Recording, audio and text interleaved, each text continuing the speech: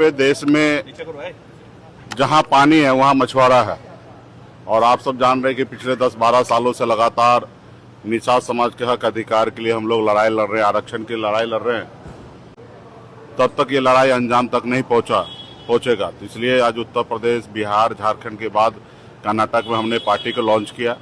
वहाँ पे भी 12 से 13% निषाद समुदाय है, गंगा पुत्र कहलाते हैं। तो वहाँ पे गंगा पुत्र के हाथ में प्रदेश अध्यक्ष हमने बीके मोहन जी को हमने बनाया है और उनके नेतृत्व में हम लोग कर्नाटक में आने वाले 2028 के चुनाव लड़ेंगे। इसके लिए भी हमने वहाँ तैयारी पे हम लोगों ने लग गए हैं और आने वाला समय में बहुत अच्छा होगा।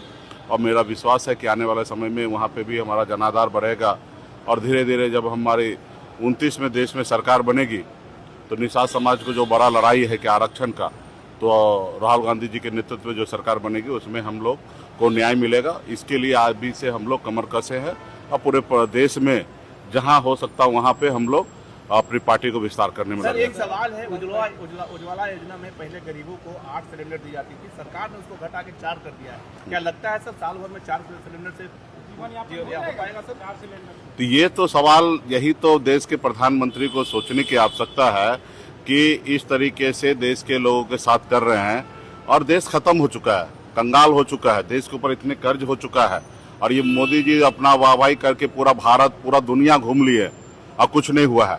और अभी भी आप देखिए किस तरीके से देश में संकट है और उस संकट को अभी देश के जनता के ऊपर सब चीज डाल रहे हैं। तो देश के जनता जो है आने वाले समय में हिसाब करेंगे। आप बताइए कि एक परिवार 4 सिलेंडर में घर में खाना बना के सच पूरा बंद कर दीजिए, वाहवाही लेना बंद कीजिए। गलत निर्णय, गलत स्कीम के तहत देश में लोगों को गुमराह किए हैं, देश में पक्षपात किए हैं। इनके पास क्या काम है? हिटलर के जैसे जबरदस्ती राज्य में सरकार बनाना, देश तो चल ही नहीं रहा इनसे। और अलग अलग राज्य में आप देखिए किस तरीके से काम कर रहा है। देखिए चुनाव जो होता है वो जनता के लिए होता है, ना ही कि कोई नेता के लिए होता है। लोकतंत्र में जनता को मालिक बनाया गया है। जब जनता निर्णय ले रहा है कि हमें किनको चुनाव देना है, वोट देना है, और आपके पास क्या ऐसा अधिकार बनता है कि किसी को विधायक को खरीद लीजिएगा, किसी को सांसद को खरीद लीजिएगा? आप बताइए, ये ऐसा देश चलेगा क्या? या ऐसा अगर खरीद के और जबरदस्ती सरकार चलाने का होगा तो कोई भी दूसरे बाहरी देश के लोग आके भारत में सांसद को खरीद लेगा, विधायक को खरीद लेगा और अपना सरकार बना लेगा। तो आज देखिए उनको सरकार नहीं चल रहा। बंगाल में क्या किया? सेना को उतार के वहां पे जबरदस्ती सरकार बना लिया। बिहार में क्या हुआ? बिहार के खजाना में से 40,000 करोड़ रुपया बांट के 10,000 रुपया देकर और घोषणा की कि 2 लाख रुपया देंगे। 2 लाख का कोई अता पता नहीं है। यहाँ पे जबरदस्ती सरकार चला रहा है। कल आपने देखा कि किस तरीके से बंगाल के सांसद को तोड़ लिया गया। तो ये देश में है ना, ये पार्टी नहीं चला रहा है, ये जबरदस्ती गुंडागर्दी कर रहे हैं।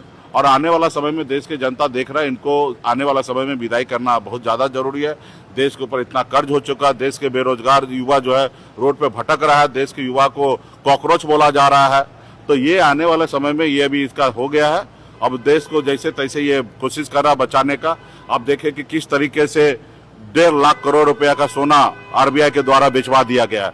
अब देखिए, जब हमारे घर में सोना जो होता है, हमारे घर पे इमरजेंसी जब होता है, हमारे पास बहुत बड़ा मुसीबत जब आता है, तब हम सोना बेचते। तो इसका मतलब ये तो स्पष्ट हो चुका है कि देश के ऊपर मुसीबत है और सोना बिक रहा है। अब मुसीबत लाया किसने? मोदी जी ने लाया। आप बताइए कि देश में इस तरीके से हमारा देश का सोना बिक रहा है, तो मुसीबत मोदी जी लाए। उपेंद्र कुशवाहा को जिस तरह से सर लॉलीपॉप देके उनके बेटे को मंत्री बनाया गया और MLC पद के लिए नहीं उनको लिया, क्या लगता है सर आगे तो वो मंत्री पद से इस्तीफा देना पड़ेगा? के बेटे को मंत्री देखिए, बीजेपी का वही है, हिटलर शाही। उनके हिसाब से लोग चले, नहीं चलेंगे तो उनको बर्बाद करेंगे, परेशान करेंगे। उनको भी ऑफर दिया गया कि अपनी पार्टी को मर्ज कर लीजिए, वो पार्टी मर्ज नहीं किए, अपने समाज के अधिकार के लिए बात कर रहे हैं, तो आज उनका MLC नहीं दिए।